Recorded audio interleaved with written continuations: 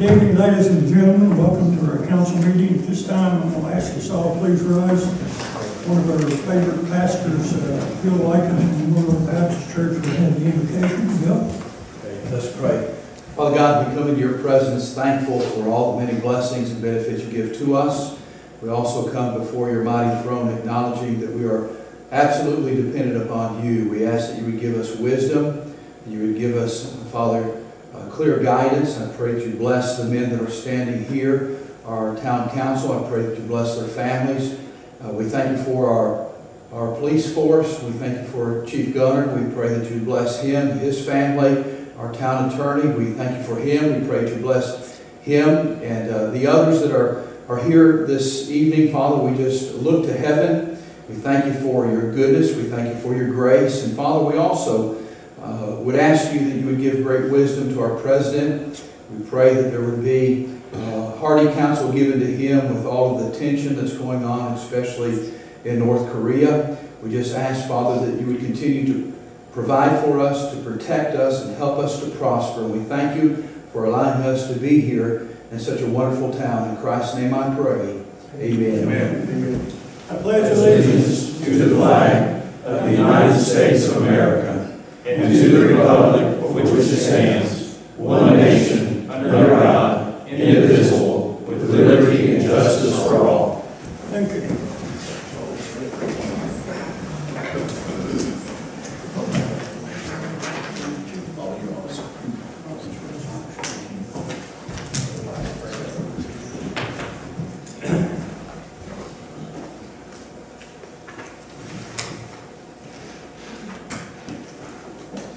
Gentlemen, you have the agenda in front of you. There will be one additional item. Councilman Holt made a suggestion last council meeting, and I'd like to add that to the agenda under citizens' request and special presentation. Okay. With that being said, do I hear a motion to accept any additional corrections or deletions? With the one added to the agenda, all in favor signify by saying aye. Aye. Thank you, gentlemen. Consent agenda for August the 8th, work session minutes, August the 8th, council meeting minutes, and monthly budget report for July 17th. Any additions or deletions? All in favor signify by saying aye. Aye. Okay, let's move on to special presentation. Councilman Holt, you have the floor. Yeah, I mentioned at the last council session, I'd like to do something to recognize Ben Muncie and Ed Spurgeon. Both of them are people who have given a lot of their lives to the town. They do a fantastic job there at the cemetery. They're both great men, so I'd like to make a motion to provide a resolution to each one of them. Okay, thank you, sir. Do I have a second? Any further discussion? The staff will handle adopting the resolution, and we will, I will sign it, and we'll present it to you. All in favor signify by saying aye. Aye. Thank you, gentlemen. Let's move on to committee reports. None. Unfinished business and reports. Billy?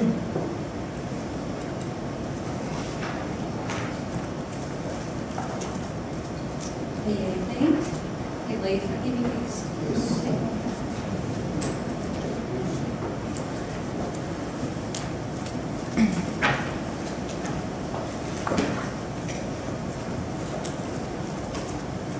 I think it's listed as downtown projects on the agenda. I'm going to just focus on one main project.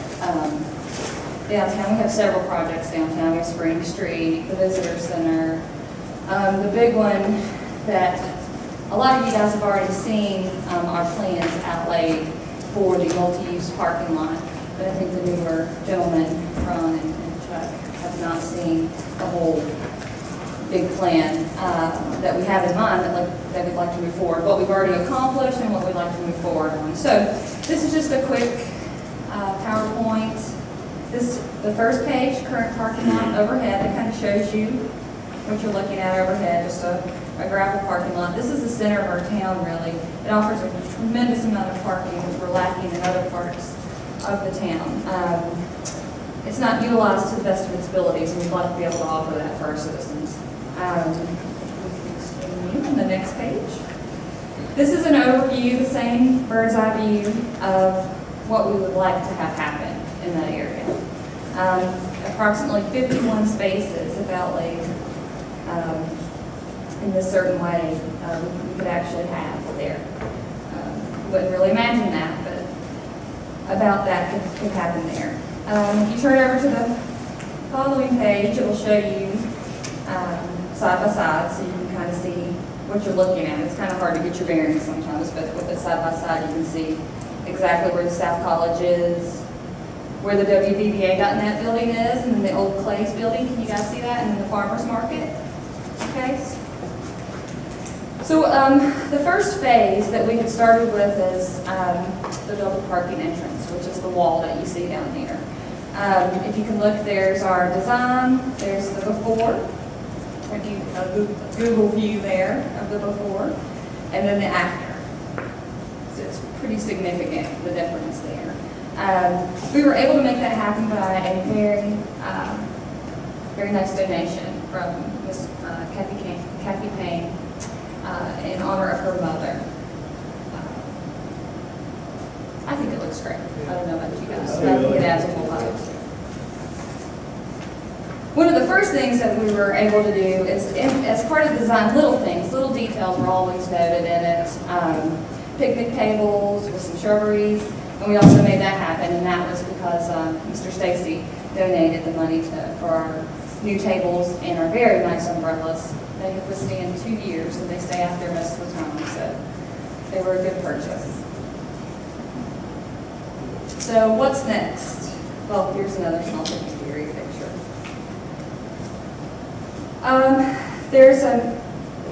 What you have there is, you can't just put down pavement. That was a FEMA project years ago, so you can't interfere with the flow of the water. So anything that you put down there has to be porous. So that brings a challenge, especially when you're trying to be thoughtful of money and how you spend it. There are materials like porous asphalt. We're getting some quotes on that to see how much, because it's a big area. That's a very, very large area.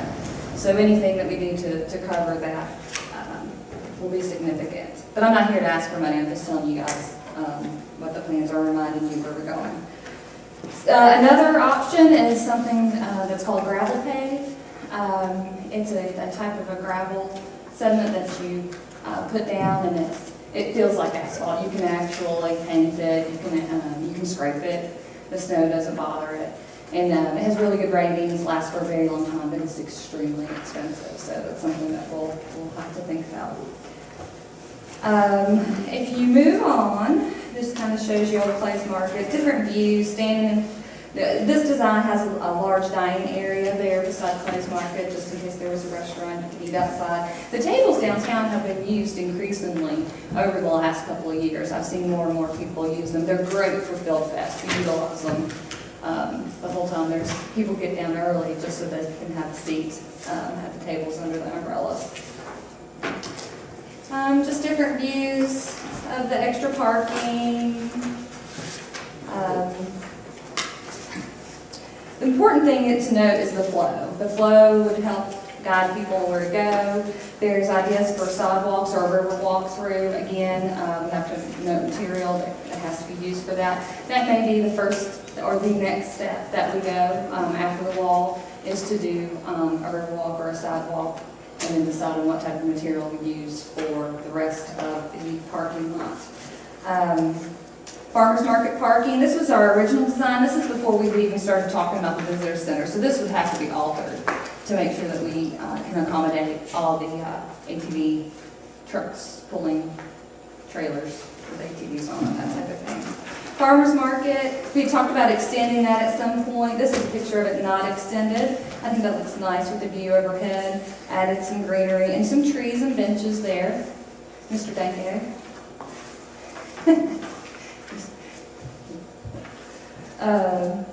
From some more farmers market parking, another picture. And then there's the Memorial Corner. I don't know if you guys have been down there, But there's a couple of different memorials for Mr. Dudley. There's one there, and it's not really offset to where it can be seen very well. So we had an idea of moving that over or with some benches and some nice trees so that it can actually be shown off. And there's another picture of the benches and the trees by the farmer's market. And then this is the side entrance over there where WBVA.net is. You guys know where I'm at there, off of Virginia Avenue, across from Jack Asbury Square. Again, the wall would match the wall that's over there. And then all of the little planters would also match the rock that we have over there. Now, underneath the farmer's market, we have pavers, just to add in some mixed materials. We could use all porous pavement, we could use all of the rock, but I think it's nice to kind of have the mixed materials in there. And then pavers, I mean, that's another option. You could always do pavers if you wanted to throughout the entire thing, because it's a porous material and wouldn't obstruct the flow of water. But again, it's just making the decision, the best thing for the buck when it comes to this project. Do you guys have any questions about what's happened in the past or what we're looking forward to in this project? The whole idea is just to make it an inviting area for people. When we're down there for Field Fest, people love to be by the little creek. They love it. So we'd like to offset that. You know, if we give them somewhere to walk, they'll walk and enjoy it a little more and look over. So I think the sidewalks are important. Don't you think? Yeah, when you park there, it's chaotic. It is. There's just so much chaos. And if you, I mean, like you said, if the sidewalk comes in first, at least gives them that walk all the way around. Mhm. Give them it'd be nice instead of just sporadic walking. Yeah. Right. And parking too, because I And notice parking too, people are yeah. kind of Once you all do over the that- place, and if we can show them where to park, then where to walk, and kind of guide them in the directions, Right. I think it would be a good use of the area. I mean, it's the center of the town. I think the walls maybe, gives it something nice to look at as you go by. But for visitors, since we're inviting the visitors over to see the visitor center and look out at our whole town. Is the visitor center going to put a new sign up, or are they just going to leave that flip hanging sign down? No, they'll have a new sign. Good. Yeah. Okay. They actually submitted a grant to the Community Foundation to help with the cost of that sign. That'd be great. I really have a little concern about, I think the design, this is the second, third time that we've gone through this. And You have, certainly yeah. You certainly have, you and whoever else is working with you has really done a wonderful job. I don't remember the price tag connected with this, but it was like $350,000. Yeah. That material for the pavement or the gravel material is extremely expensive. What we ended up spending on the front wall was about $23,000. That with the grant contribution, and that included all of our bushes, all of our lighting, and then that was outsourced for labor. So that was labor and materials was about $23,000. That was a little lower than we thought it would be, and that's the biggest part of the heritage block process that we would need. But you're right, Mayor. It is to do the entire, both sides of the creek material for the whole area, all of that square footage. It is probably going to be $100,000 or more to do that, Well, from our earlier estimates. I have concerns about the utilizing this parking lot for decorations. Okay, I'll use that terminology, the way you've got it laid out. Mm-hmm. Last year, 2016, the ATV over Pocahontas increased 458% over the year before. So we're going to be seeing more and more of these ATVs coming through Yes, sir. Bluefield, Virginia. Mm-hmm.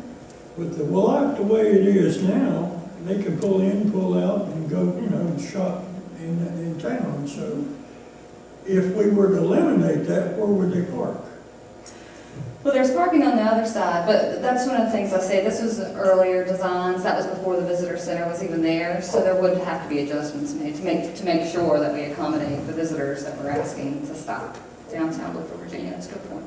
Well, I'd just like for you to keep in mind the possibility of seeing more and more ATVs coming through Yes, sir, I hope they do. downtown. Yeah. And with the increase they're experiencing on there now, and I think it's something that we should look forward to Mhm. in our planning. Sure. Appreciate what you've done. Any other questions? I got one, just got one. Sure. Are we seeing a lot more traffic? Is there people visiting the center? I mean, I'm not around. It has increased. I went through downtown the other day dropping off Field Fest tickets to all the retailers, and a couple had mentioned that they had seen more visitors down there. I don't know if they are counting or if there's a certain way that they're tracking it, but from the visible eye, yes, there seems to be an increase. Yeah. Thank you, Billy. Thank you. I got one question. Is there any way you can move forward on the Riverwalk part, just the sidewalk alone? Could we start that? I mean, is there any way of starting that after we get all of our other projects? Could that be a possibility next year? One of the things we were talking about, staff was looking at is platform grant, and how we want to use the grant money for. We've had several different options in which we want to look at. One of the options was that wall at St. Martin's going up through there. It's pretty rough. We looked at doing the same type of wall that you see, cleaning that up so the maintenance looks better, trying to work on that fence going up through there. That's a project that we could see. The river walk, it's another step in the project. In order to get the project a little farther, we want some type of sidewalk, some type of river walk, we're talking about. I guess it's priority, which one do we want to see first? And I guess that's a big question for the council that has to input or staff make a recommendation, which would overall benefit starting out as far as aesthetics would probably be when you come out of the area of Walnut Street, first time you see it, or if you're going up Virginia Avenue, coming out of town that direction, you see it's rough, gravel's falling off of it constantly, a lot of work needs to be done. That was what we were planning to do as our next project. And, but however, we are checking on, I have contacted asphalt company to see what it would take in order to report a previous asphalt. I need to check with concrete pavers, you know, your price about $15 a square foot. And there's a lot of square footage. We also need to check if there's some way that we can put a sidewalk with some type of drainage underneath it in order to go back. So, we're still working on it. It's just like originally we started looking at doing Spring Street. Spring Street was a lot more expensive than what we predicted. However, we were able to try the street lights through our street department. We got revenue sharing to put the sidewalk in, which they paid for half. We're also looking at, because the bids came in, we're well paving Spring Street, and they're working on some other areas in there. So hopefully within the next few months you'll see, which Spring Street was tied into part of this also. So what we looked at originally starting on Main Street, I put the lights, the decorations, the things that we've been doing on Main Street. Well, then it was determined that we needed to go to Spring Street. So we are looking at paving the sidewalk, putting new sidewalks in, but it's pretty much complete because the walking distance, thing that they were 3 foot for the ADA. Also, we're looking at going to spruce and trying to fix some of that. So we're taking baby steps so that it's not a huge expense. $400,000 expense can be broke down over 4 or 5 years and cost a third as much if it were patient. So that's what we're trying to do. We're trying to work through the grants, trying to use the revenue sharing, trying to use other programs in order to pay some of these costs. The sidewalk we put in on Spring Street goes by the laundry there. We got water in there. Have you got that figured out, how we're gonna do that? We're going to have to, one of the things, we raised the sidewalk up a little bit. Water, but we haven't went back and corrected the issue. One of the issues was the way the building was, we were pouring sidewalk onto it, and as the water gets against it, it doesn't have to go down. So we are in the process of this. We're just trying to clean up everything rolling so that we can get it. And we have been talking to the general on a regular basis. And he said, told you so. Okay, let's move on. New business and reports. Leslie, you have the next section.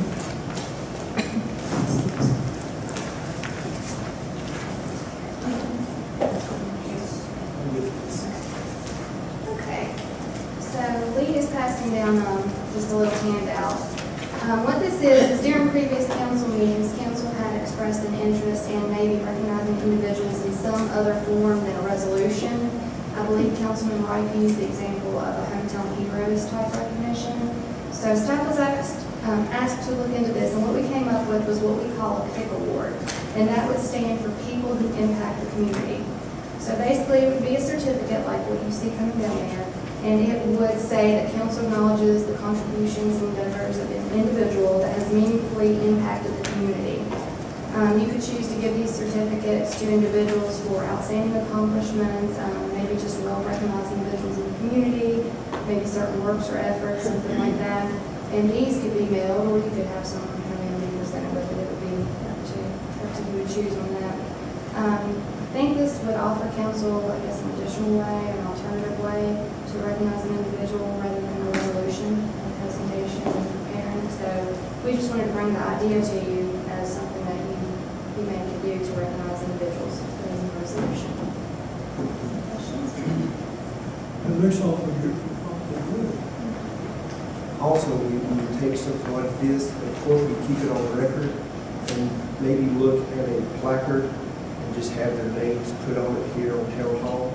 Because I'm thinking these would be great to just mail to the individual instead of having them come in out of the box or a resolution. I mean, because I'm looking at this as a resolution. You're looking at somebody with accomplishment above and beyond what they've done and throughout the town. This, this would really help us, just a regular citizen that's done something within the town. Maybe they haven't stepped above and beyond, but they've made an impact somehow. We bring it to us, we vote on it, we can mail it out. And their name will be on a placard, maybe somewhere, something like that. And that way, this would really help us control resolutions as well. That way we can really sit down, like Mike said, we can only do so many resolutions. I think that would help us in that impact. Good comments. Very good. Any additional comments? You said mail release. It could be, how much would you think a plaque, the frame or something like this? If we're going to do it to recognize them, let's do it right. I don't know if you'd have to even put it in a frame. I would do it in like a nice embossed piece of paper, like a thick piece of High paper, quality paper. and send it in a nice envelope where it wouldn't get messed up. You wouldn't just give them a piece of typing paper, copy paper. You'd give it just make it a nice embossed piece of paper, and then when they pull it out of the folder, they could, if they wanted to frame it, however. Because we frame resolutions. If we frame this, you're going to, you know what I'm saying? I sound like my dad, sorry. I don't like that saying, you know what I'm saying. You want to distinguish between the two. That's my only concern. Mr. Wright, you drive a hard bargain, you know that. I'm sorry. How many people would go to the trouble, that frame is $3 or $4, would you think, Leslie? I think we pay about $4 for the ones, the basic ones we do. Some people who will be possibly getting this will not have the access to get a frame to frame it, okay? So we're only looking at $3 or $4 to frame it. And have somebody deliver it, one of our council members can deliver it. It's going to be somebody we all know. Sure. Okay? So how about if we compromise and put them in a frame, Mr. Wright? Okay. Thank you, sir. Yes. Any other comments? Yeah, I got one. If we're gonna do this, if we're gonna acknowledge somebody, I understand what he's saying, maybe it doesn't rise to the level of resolution, but I still think we might give them the opportunity to come here and pick it up at a council meeting. It's special for some people, However, they might wanna, might leave it up to them if they wanna come be recognized here in front of council, or if they want it in the mayor. My only concern with that is, I don't know, I'm trying to distinguish between the two is the only thing. Because if somebody gets a resolution instead of a pick, then you're gonna have that battle. Now, I'm just thinking, if we just mail it to them, thank you, or deliver it to them ourselves, this is totally different than that resolution. I think you'd have confrontation. You probably wouldn't, but I always look at that glass part of it. But I mean, that's something we can do. Any additional comments? I guess I'll be framed and get those people in here. If you don't do that, when you know something like that, it means nothing to them. But if we deliver it to them, You can deliver to them. But I think they would be more appreciated if you bring them in here and give it to them there on a personal basis. okay. Well, if we do that, then take the plaque away. Take the plaque that we're putting up on the wall away again. Because then if you want to do that, then you need to do it for the resolution as well. Can I, It's my only concern there. can I offer I guess a good solution for it? How about if we have the plaque also to recognize them throughout the town hall, frame the resolution, and then on a case-to-case basis, depending on the person, that is, some people in the past, we've delivered resolutions to their homes because they've been sick. Or we've discussed it with them and they've told us that they'd rather not have visitors because they're going through something in their life. So, allow staff to talk to these individuals and come back and determine whether or not it needs to be presented or not. That's fine. Can we just address that when we vote on it? I mean, we'll just Yes. agree on whether or not we're gonna deliver it, or we'll bring them in when we vote on it to approve that. Okay. I don't know that this is going to require a vote unless you want. I think we all can pretty much, do we all agree with what Mike was saying? Okay, no, that's fine. Thank you, that's all. Police department, budget amendment, Mike. I have a couple of amendments here for the budget. The first item is line item 0400, miscellaneous law enforcement. The change is $1,098 in the revenue line item with an expenditure of the line item 3110-8106 under grant. The expenditure is $1,098, revenue matching expenditure. This is for a grant that was received in order to pay for some chairs and tables and things that we received. Also, the second item we have is a budget amendment on revenue line item 01000509 prior to the reserves. The budget change would be $10,830.39, with the expenditure line item being from line item 3110-8106 grants. The change is $10,830.39. We are placing these budget amendments in the grants line item, so we have the ability to better track them through our software and as we go along. So it'd be my recommendation to approve these two budget amendments. So moved. Do we have a second? I'll second. Any further discussion? We'll call for roll call vote. Mr. Wright? Yes. Mr. Preston? Yes. Mr. Hall? Yes, sir. Yes. Yes. Thank you, thank you, sir. Go ahead, Mike. I'm in citizen comments. We have citizen comments. Mr. Mayor, council members, thank you for allowing me to speak. My name is Dave Wolford. I want to bring something to your attention. The other day, I was up visiting a friend next door to Mr. Presley's house. Now, I know it's there, but somebody stole the cone. There is a hole out there on College Drive that I dropped my Jeep into. It's been there for the better part of 3 or 4 years. Now, that's basically borderline negligence. The thing's capable. If I hit it with my motorcycle, I wouldn't be standing here right now. It's deep. If you cannot fill it up because it's a sinkhole, which we have lots of those around here, then put a plate over it. Somebody's going to get hurt sooner or later. It's had a cone on it for the last 2 or 3 years that I know of. And I completely forgot about it because it's not someplace I go very frequently. But I see that we're going to have later in the day some issues regarding the paving update. And there's a couple of things I wanted to point out. I don't know where we stand on that because I haven't got the information. Between Sedgewood's entrance and Graham High School, going up the hill out of Sedgewood, the seams between where the paving machine runs, and the seams come together. There's big holes where the asphalt has broken out because it wasn't properly put down, but to the point that probably needs to be, have the grinder machine grind it up. And then additionally, going up to the Sedgewood townhomes, that 200 yards of street right up through there. It was paved once when the buildings were built, and it's been paved once since then. It's the upper half of that thing is darn near impassable. We went up there a couple of months ago and put some stinking patches in where they took a shovel and hit it down. That needs some work bad. You got 70 homes up that street. It's one of the highest concentrations of high-end property values that you've got in town, and it doesn't ever seem to get to be serviced. That's all I've got to say about it. Thank you. Mr. Watson, would you like to address that? Just go ahead and tell him what's coming down the pipe. We'll pay the road rates. They're already in the works, okay? Well, that's, I asked, I said I didn't know. Okay, the question that you asked about the pothole, how long have you known it to be there? I've just noticed that it's not someplace I go, but I know that cone's been there off and on for the better part of 2, maybe 3 years.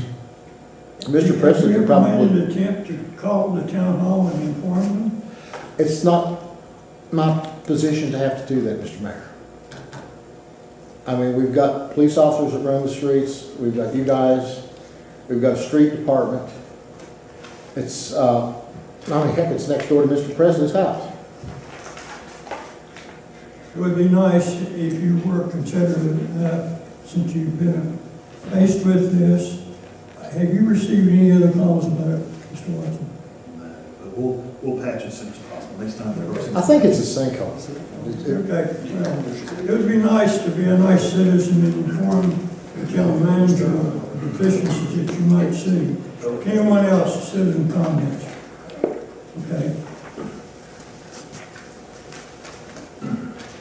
George D. Leedy. Viewed the first on YouTube this morning of the last town council meeting. Great, it's there. It's listed in YouTube, where a lot of the other communities around the state and the country are displaying their town council meetings. It's great, it's there. As Mike was saying, they're still working on, it's a work in progress.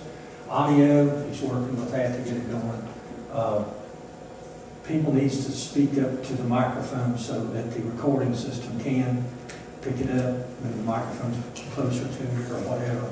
That would be a big help, but it's a great move. It's a good, matter of fact, on Facebook, I have 200 friends here in Bluefield, Virginia, live in the city, and I forwarded all to them today. Already ran into some folks at Wendy's tonight, positive feedback on the YouTube videos of town council meeting. The next thing, of course, I wasn't here at the last meeting, I was ill. I see y'all will talk a second reading on the draft noise ordinance. I don't know what y'all spoke of earlier, but if I could put some input that may have already been covered, so excuse me if it's repetitious.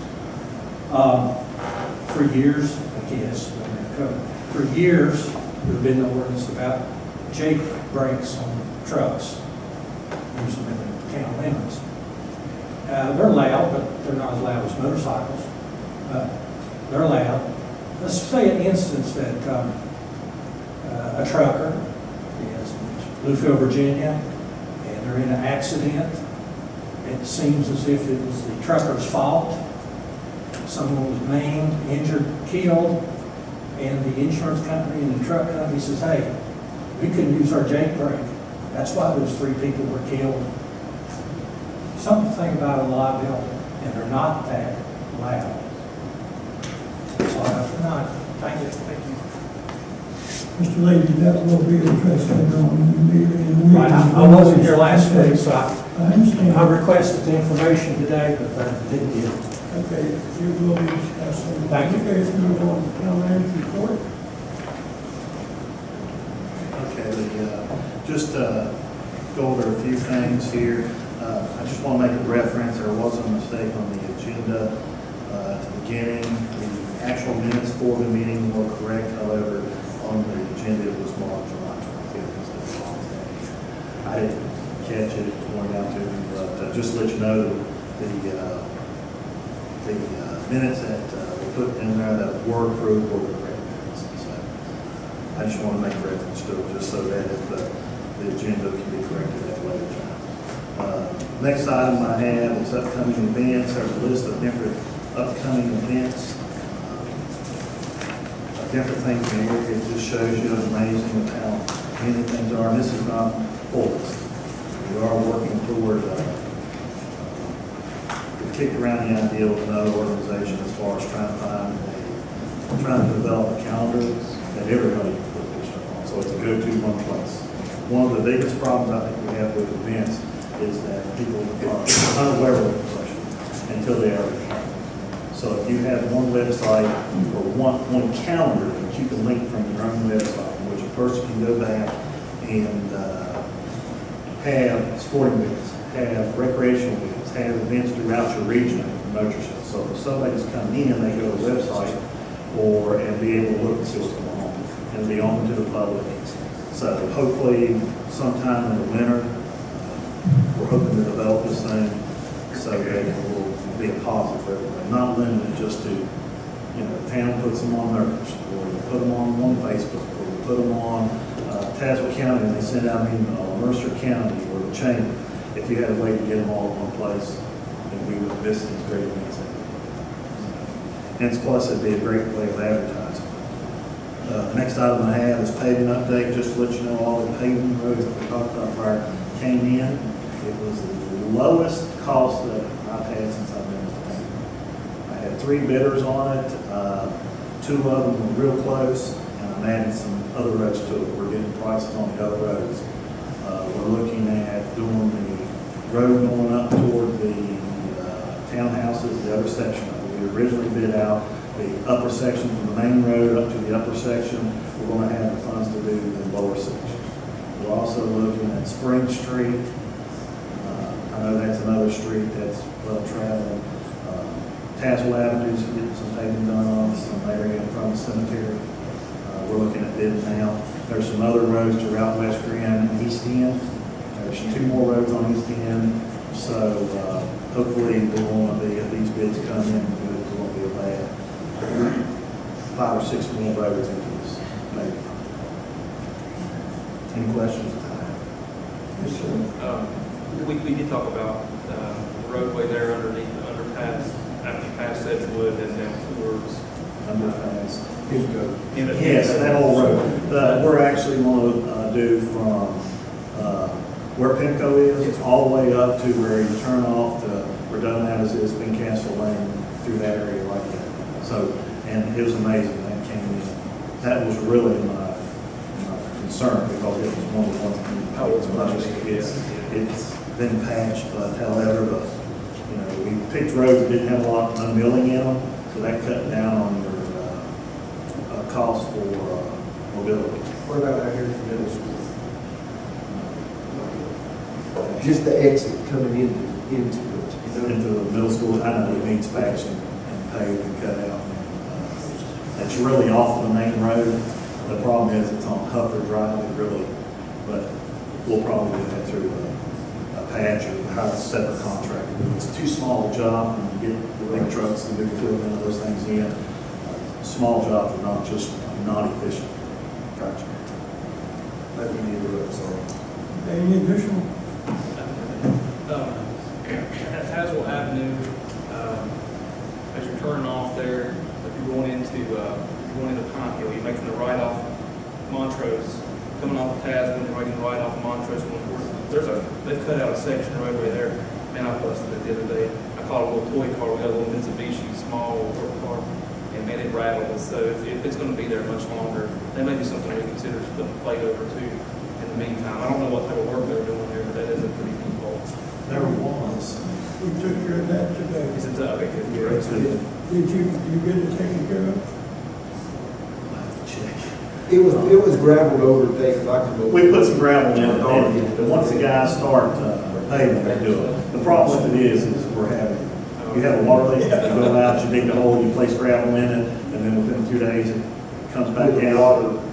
So then, we go back, and then another group come in and cut it out, place the asphalt in. So, It's all gravelled up again now. so the gravel was placed in, because I did call this morning, however, we'll have to check on the patch. Placing asphalt back in. Any additional questions? Okay, let's move on to, thank you, Mike, that's, Yeah, the next item I have is the Spring Street. do you want to continue? Okay, go I'll ahead. keep talking a little bit longer. The Spring Street update, that's what I was talking about before. We have the sidewalk in, we ran into one little hiccup out of the whole thing. We're going to get that fixed. We're also going to Spruce Street to fix the area where there's a wall. There's some water issues there. Lights are being placed in. We're looking at paving in, so hopefully that's going to look really good for the next couple of months. Field Fest is August the 10th. It's Thursday at 6 p.m. downtown. There's a ribbon cutting for the Tazewell County Tourism Center at 1 o'clock. It should be a real good event. If you have the opportunity, please come by. American Red Cross is going to use council chambers here on August the 28th, which is a Tuesday at 6 p.m., 1 to 6 for a blood drive. Just to let you know, this is one of the events that we have. You build a building, we want everybody to use it, so we offer it for people to do community type events or things. Next time, we got the 2 Virginia 5K challenge. You were passed out some information that we're putting in the paychecks. We are participating again. We are offering for our employees that participate a day off. We're also, hopefully in the next few months, we're going to work on doing some type of incentive for health. Such as, our sister city did last year. They did pedometers, water, and then the walk, and they gave a day off for each one. We're going to look at some type of program like that, some type of incentive for our employees to also get a little healthy. Next time we have Autumn Jamboree. It's set for Saturday, September the 9th. It's an all-day thing. They're still planning on it. You'll get updates as we go along.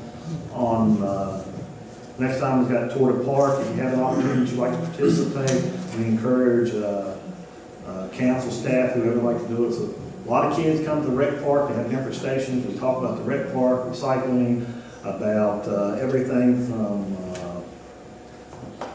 I think the police departments do some talking. There's just a good event. Also, we're looking at recognizing someone that same day. And possibly by then having our area in town so that we can show some support to that individual. You think it will be in? Yes. Its order should be in 2 weeks before that. So we have been in discussion with the individuals in charge of the Tour de Park, and we're looking at getting some invitations out for it. Next item I have is VML conference, and is October the 1st through the 3rd. Again, if you would like to attend, please let us know so we can go ahead and make the reservations. It's a very good conference. It gives you a understanding of the local government, and also brings new ideas to the community. There's a lot of things from healthy living to working with budgets. It's a really good seminar for 3 days, and if you would like to attend, please let us know. Other than that, I believe that's all I have. Okay. Thank you, Mike. That's all I Mayor, have. I just one question. Council comments. Mr. Danko? If you have people, go ahead. I didn't see. That's okay, I was going to ask you about, right in front of Margaret's, there's a place, people to park, and it's big enough to handle at least 2 cars, but a car gets right in the middle of it, and then it can only handle 1. We just need a line across the road there or something, and on the sidewalk, Yeah, we'll look at it. One of the issues years ago is we ran into is the sight distance on the corner, but we'll go out there tomorrow. It's far enough down now, I believe it's I believe it's like purple, blue or something. And you could easily make 2 parking spots out of it instead of 1. Okay, we'll look at it tomorrow. Okay, thanks, Franco. Yeah, we're moving pretty quickly here on a lot of these things. But I think one thing we really need to do is try to come up with some kind of plan town will be in 10, 15, and 20 years. What are we looking for? What will people want? What industry you could possibly get in? But I think you need a plan on bringing in some more recreation or whatever it takes. But I think you need a plan on what this town's going to look like in 10 years. Do you want it to leave exactly like it is now? Or do we want to get something better? And I know that's a hard thing to do, but I do think you got a plan for 10 years or 15 years to what your goal may be. It'll change, no question about that. But I think this needs to be done. That's all I have there. Okay, thank you. Mr. Watson, could you and staff give a little bit of thought, consideration to that request? Absolutely. Mr. Jones? Thank you. They make short-range plans and long-range plans, but it's all. Okay. I have a couple things I'm going to be quick. We've had some issues in Sedgewood, and not only in town, but Deerfield was hit with several breaking and enterings, deaths from vehicles, things like that. We have a lot of concerned citizens right now, and they brought up the potential for cameras throughout town. You know, I'd like at least for staff and maybe council to put some consideration into that. I can tell you that they're valuable. We had a high-profile case last year where a camera in the town of Tazewell captured some evidence. It was a homicide case we're working, okay? And it provided some really valuable evidence in this case. So they have value. And, you know, there's, like I said, there's a lot of folks right now that are concerned, and that was just one of the things that they asked us to talk about, and I think it's worth consideration. The other comment I want to make on the health incentives, I think that's a fantastic idea. That cuts down on, you know, if we have healthier staff, that cuts down on sick days that they're going to be taking, so I would definitely be in support of that. One other thing is, I've been talking with some folks from other jurisdictions. They are offering a course, it's a certificate program, and you have to have a bachelor's degree to get into the program. But it's for local government, people who work in local government. Virginia Tech puts that on. There are some jurisdictions here close, Abington's one of them, that are sending their staff. You know, the town's paying them for it, they're absorbing the cost and sending staff to that certificate program. I think that's something that, you know, if some of our folks would be interested in, I think that would be worthwhile to explore. I mean, it obviously makes them better employees and makes us better as a town. So I'd like for council maybe and Mike to talk about that and consider it. Okay, I was talking about the Sedgewood thing again. Mark Stowers called me last night at DW Purdue. They said they're willing to put some money up to do some cameras, so I'll give them your number, Mike, they can talk to you about that. And also, who was the other person? Who were the 2 people? Mark Stowers and DW Purdue. Also, I think we need to throw a budget session because we just raised the meals tax and all that stuff. I want to see where the money's going. The trash truck guys really like the new truck. Let you know that they brag about it. And also, we've had a couple of executive sessions before July 1st that we kind of just stopped having. So we need to go ahead and probably get an executive session on what we were talking about previously. And 2, what is the update on animal control? Is it already in place, or we waiting on that, Mike? It's in place. We just outfitted an Explorer we had to offset the cost. Retrofitted with the K9 cage we had for a previous vehicle, and a cage we were utilizing in the back of a pickup truck. Both animal control, designated animal control officers have been to the training. They've had their rabies vaccinations, protecting from rabies, unfortunately. But that's a precaution we had to take. It was a bit expensive, but well within the budget. Coming out on a call-out basis, rotating between the 2, depending on who's off, who's here. Luckily, Officer Warren is one of the people that took advantage of being an animal control officer. He's here during the day, so he handles most of the day shift calls. The other officer was Channing Mooney. He's mainly doing the nighttime calls and the call-outs when Frank's not available. So far, it's working out pretty good. I'm not going to, I believe Tazewell County, they set up a fee with a veterinarian, a yearly fee. We're just going to kind of cruise through this budget period the first time, see what kind of costs we incur before we designate a set amount. I'd hate to, put $3,000 aside and it's only use $200 or vice versa. But just kind of get a baseline for this year, this budget year. But so far, everything's going pretty smooth with it. And just one more thing, the video is a pretty big hit for people, like Mr. Leedy said, so I know it's a work in progress, but that's what I'll have to say. Mr. Wright? Quick, a big thank you to staff on the PIC. Appreciate you all stepping up on that, not putting me in it, trying to figure it out. But you had me in mind, and I appreciate that. I think it's a great idea. Looking forward to that. Also, to Billy, with the update on the downtown design, that's part of that 10-year plan. Should have already, maybe, we've looked at it 3 years, and we've got 7 years to go before that 10-year hits, and ATVs could be out of the past or whatever. So I'm thinking that's one of our plans. Industries just as well. I just read where the Hatfield and McCoy is coming in Mercer County. So they're biting on that ATV as well. So as soon as 102 gets fixed down here at Pocahontas, hopefully we'll see more ATVers coming through Pocahontas instead of going around 52 down through Bramble School. So all your hard work and everything and efforts, I appreciate that. August the 21st, if you can, be downtown at the Visitor Center for the big eclipse party. Seen that? The Tazewell County, what is it? Center? Welcome Center. They're going to have I guess, some kind of shindig down there for the eclipse. I don't know where you can get your glasses at now. The library's out, I heard, so we'll have to search on that. But if you can be down there at I think it happens at 1 o'clock or something like that, somewhere in there. That's going to be nice, hopefully weather permitting. And talking about the website with the calendar, I think that's a great idea because I get a phone call while I'm on a cruise. Hey, what's going on in the movies? I'm like, I don't know, let me check. Oh, shoot. So I have to text Mike to find out what movie's playing and come to find out there wasn't a movie.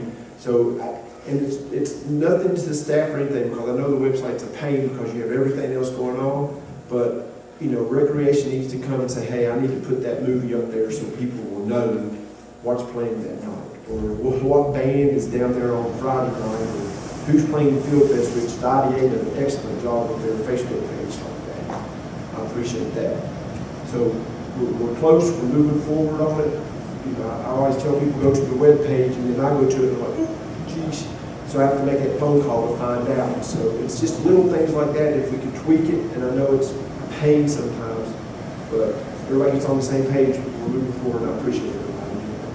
Mayor, if I can comment on that, we're looking at redoing the website, changing the format on it, trying to make it a little easier for some of these things.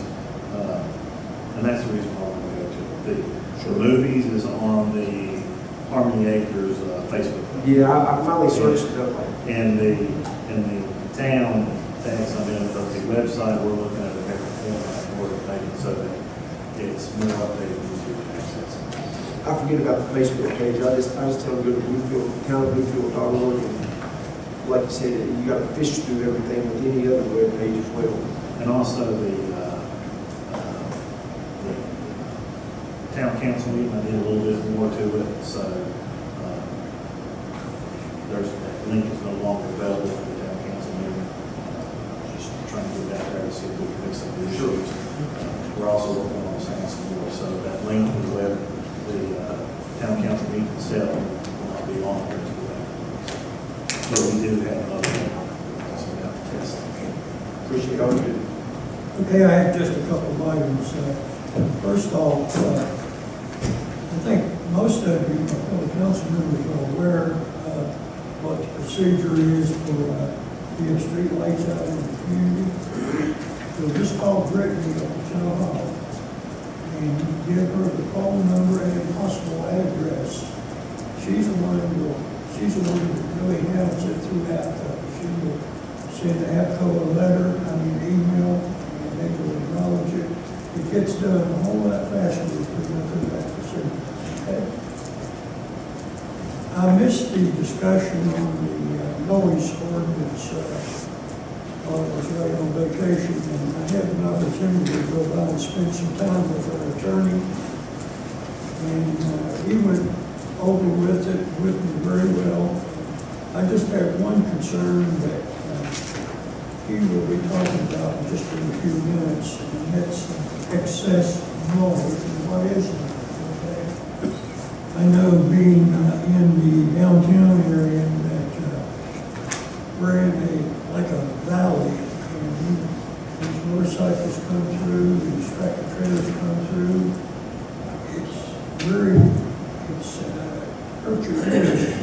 So with that being said, I've asked our attorney to look in town code section 54-35, and if you will address it. Yes, Mayor, specifically with your mentioning of kind of the noise and the revving of engines and stuff like that that comes from motorcycles and motor vehicles. As I understand it, this is the section that basically regulates exhaust and revving of engines or racing of engines, something that's excessive and beyond kind of the normal running of an engine. Now, I keep in mind that it doesn't regulate, at least this particular section doesn't regulate the products of the vehicle. It wouldn't regulate what the vehicle is equipped with unless it's, say, a loudspeaker. But what it does regulate is the noise and the level of noise that comes from it. Now, it doesn't go into the same details I think we've addressed in the proposed draft noise ordinance as far as dealing with music in the distance, et cetera, to that degree. But we do have a section that does in fact deal with that. I don't know to what degree it's been used before, but we do have a penalty for those. It's a civil penalty, I believe, so treated at least as a traffic infraction. I think between $25 and $100. So I suppose what would have to happen is our police department would have to go out and see to what degree that folks are going down there revving their engines or racing their engines or doing something that would be beyond the norm of individuals just driving through there and passers-by. So that's probably the way we would have to address that particular situation, unless we basically repealed this and addressed it anew in the noise ordinance by doing a decibel system. Because we would have to be able to find out what an acceptable level of noise would be for that type of noise, interestingly enough, because it would be very hard to regulate a car engine, say, if you can hear a car engine from 200 feet, 250 feet, because I think it's fair to say for most engines, you'd be able to hear them from 200 feet away. So I think that's kind of the situation we get in. We're probably good with the section we have under 5435 in regulating that particular issue. Any questions, Justice? Okay, you're up.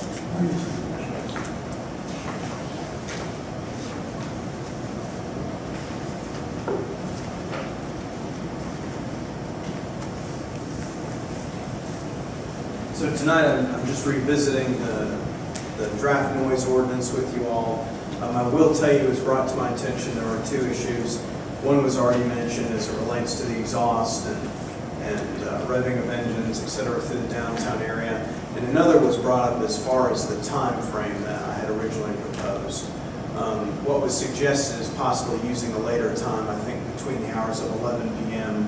and 7 a.m. versus the 9 p.m. limit that I originally proposed in there. And today is really just for a discussion for you all to talk amongst yourselves and let me know if there's anything else you want in there, if you all are good with what's presented in this particular noise ordinance, if there's more exceptions you'd like in there, just to kind of talk about it, basically.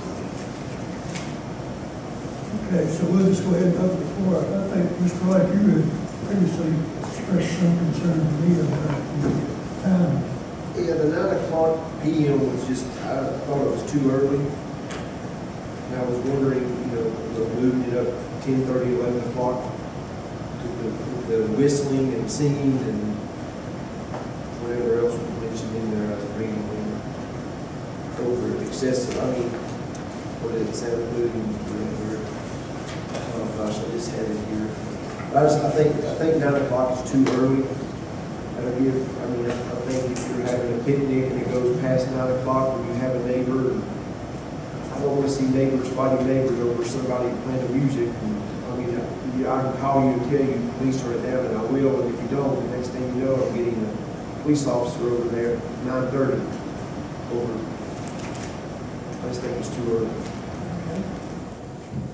Thank you, Ed. Let's take any other comments, John. I got one. I agree with the 9 o'clock, but I would like 11 o'clock, maybe there's some compromise, like a 10 o'clock. You have to think about, as an adult, I stay up till 10:30, 11, watch the 5 movies. When you have children that have to go to bed at a certain hour for school, and my 7-year-old goes to bed at 9 o'clock, no later than 9, usually 8:30. So I think 10 o'clock would probably be a reasonable time frame, maybe even 10 to 6, because I know a lot of people who get up, they have to cut grass and do things before they go to work. So what about 10 to 6 time frame? And again, I wouldn't get caught too much up in the legalese of it. I mean, we have good, competent police officers. I know it kind of sounds silly about somebody whistling, but I really can't foresee our police officers writing somebody in violation for somebody whistling at 11 o'clock at night. I know it kind of sounds silly, and if you read some of the code sections that we go over on a daily basis, they'll leave you scratching your head. So yeah, I think that's where we have to rely on our police officers. They're competent and able to determine what's going to be a nuisance or unlawful. Does the county have one? No, we do not. What's the limit on bars and stuff like that? Is that 10:30 closing time? Or is it 10 I'm not sure, but when you're looking at the county, I mean, for the most part, there's some subdivisions in the county, no doubt, where you have people who live in condensed area. For the most part, people live far enough away in the county to where we really don't need Any additional comments? Chief, I remember about 10 years ago, you drove on the Christmas parade, and I rode with you. In the conversation we had, and you mentioned it to me about having a noise ordinance. And at that time, Cody Music was our person who handled that, and I asked Cody to look into that. And of course, unfortunately, Cody died very prematurely at a very young age. Based on your experience, 9 o'clock, 10 o'clock, 11 o'clock, when do you normally get the most complaints about noise? I couldn't narrow it down to one certain time. I do agree that 9 o'clock may be a little early. I believe maybe a little bit late in that, especially in the summertime. But usually we don't get complaints unless it's something excessive late at night or during the day where you would never expect it to be happening, because you do have people that work night shift and sleep during the day also. This won't affect them as much, but it'll give us a little bit of teeth when we need it. Well, your concern then was that you told me that when you were called out, normally it pretty much occurs in one particular area of town late at night, and all you can do is really bluff those people. Pretty much you can say, you keep had it down, we we don't want to have to come back. no authority at all, so this will certainly will take care of it. So the question is now 10 or 11, which would I'd say 10 is fine. what is your recommendation? My recommendation, that's pretty much midways between 9 and 11. I could agree with 10. All right, gentlemen. Thank you, Can I Chief. ask one question when we were talking about this? And I didn't even think about this question. If you have a housing complex and there is noise going on that's not affecting outside that complex, is that enforceable by this code? I think it says, if you read your, sir, I think it says if it's plainly audible from inside, any instrument from inside of a motor vehicle or motorcycle instrument is plainly audible from a distance. Isn't there a part in here, Matt, that covers if you can hear it from inside the dwelling house of another? Did you put that in there, or did we talk? It is. Let me see if I have here. Yes, Yeah, it's number 1 under that section 30-259. So I suppose, really, well, I don't go into the definition of a dwelling in the code, in the ordinance itself. You know, like common sense, and I think really the way Virginia law treats dwellings, I think would probably speak to that. So if someone was blasting music, and I say blasting as, I guess, a term of art in my own way, you know, but if they were, it could be that they would be in violation of the ordinance, you know, if the neighbor can hear it and calls the police department to come and check it out. So from wall to wall. Yes. So if a person lives in, say, townhouse A and townhouse B can hear them even though they're adjoining walls, you could enforce it. Yes. That's the only question I had. I just want to make sure that when that question was brought up, I wasn't 100% sure. So Yeah. townhouse dwelling, if they can hear that from one to the other, then there's an issue.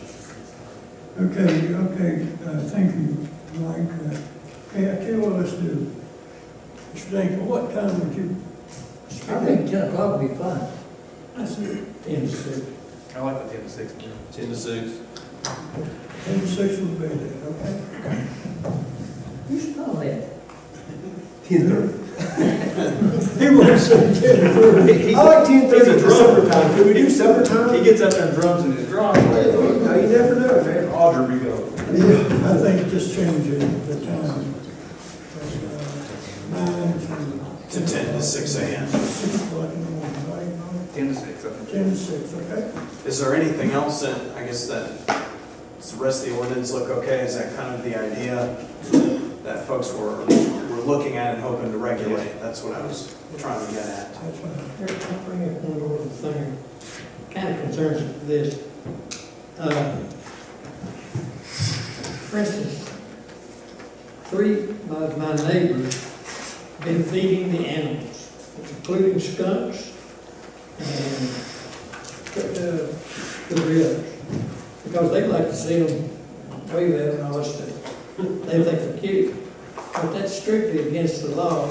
So I happened to come, the trapper would come to my house and put the tracks out 3 nights and didn't get anything. Finally got 3 coons, but no skunks, but it cost me a lot of money. And so we might want to think about this. I'm not saying let's do something real quick, but somehow we need to tell these people they can't do that. It's against the law. And there was 3 people in my neighborhood that I know people. If the council wanted to do something to that effect, my suggestion would probably be is to pass it as if we're trying to make it a nuisance. So if people are feeding wildlife to the extent of where it's bringing wildlife in and creating a mess, or creating smells like skunks coming in, or tearing up trash, and doing that to that degree, that may be the most effective way to enforce something like that, is to push it as a nuisance versus just passing an ordinance for feeding wildlife within the town. This Because trapper I- said that he saw one skunk that's at least this big. Now, he didn't get it. It would just be kind of tough, I think, because I didn't know the guy got it. I would, I guess if I looked at it from your all's perspective versus a legal perspective, if I was writing it, it would be from feeding wildlife, but that would also include wild birds. And I wouldn't think that council would want to prohibit feeding wild birds with bird feeders. So it might be best to try to pursue it as a nuisance if you all wanted to do that, and just add it to We the need nuisance section. something just informal, maybe. Well, we could probably stress that in our next newsletter. A concern about feeding animals, okay? You know, the game and inland fisheries, we call them about the bears in the community. They won't come. It's the bears aren't the problem, it's the people feeding the bears is the problem. You know, this is their habitat too. You gotta remember that. We're encroaching on their territory. And they're coming out of the mountains, and they've always done that for years, deer, bear, turkey, whatever, but, you know, it's the same situation we had a few weeks ago about another issue that we were dealing with, and really, the same thing, the problem is, but feeding the animals. Yes, sir. Before we put this in the newsletter, can we all see what you write and put in there before we send it out to the town and people get so mad? So it's, you know, because last time it wasn't very well put out there, and people got kind of mad about it, so. Oh, yeah. What are you talking about? But the cat ordinance stuff. Oh, oh. You know how that, it was just how it was written, was the whole thing about it. So I just want to make sure this time. That's what I'm saying, we just need to make sure we maybe take a look at what you put out there first. Okay, anything else? Mayor? Yes, sir. If it'd be all right, when we go to address this thing, maybe we can talk about the trapping, just bring it out there. I don't think that we are allowed to trap animals either, and I was unaware that you could hire a professional trapper to come do this. So This guy's certified and lives in Cedar Bluff, I've got his name and address. I just, hadn't paid a lot. but what it is if you trap an animal, you're supposed to put it down. And we are not going to be certified in order to put animals down, so our animal control is not going to be able to do those type of things. So it might be something, if we can get the number, we'll start telling citizens about these problems. Okay, gentlemen, good evening. And Mayor, if I could, just before the session is closed, I just wanted to address, Mr. Danko had a concern about a plan. As I understand it, and we had adopted a comprehensive plan, I think about maybe a year and a half ago. That typically, as I understand it, is what is supposed to be used as the guiding light for plans moving forward for communities and towns, what's going on, what's new, what's the movement in the future. And I know there has been talks, and BJ could probably give more discussion on it, but there also has been discussion, at least through the IDA, about an economic development strategy and addressing that. And it could be in the future we can have that as part of another comprehensive plan if we go that route. Okay, thank you, sir. Here's that guy's name and address, Norman Mullins from Cedar Bluff, licensed and insured, everything. So, you got his phone number, everything that you need. Thank all of you for coming out tonight. I'd like your motion to adjourn. So moved. Have a second. Second. All in favor, signify by saying aye.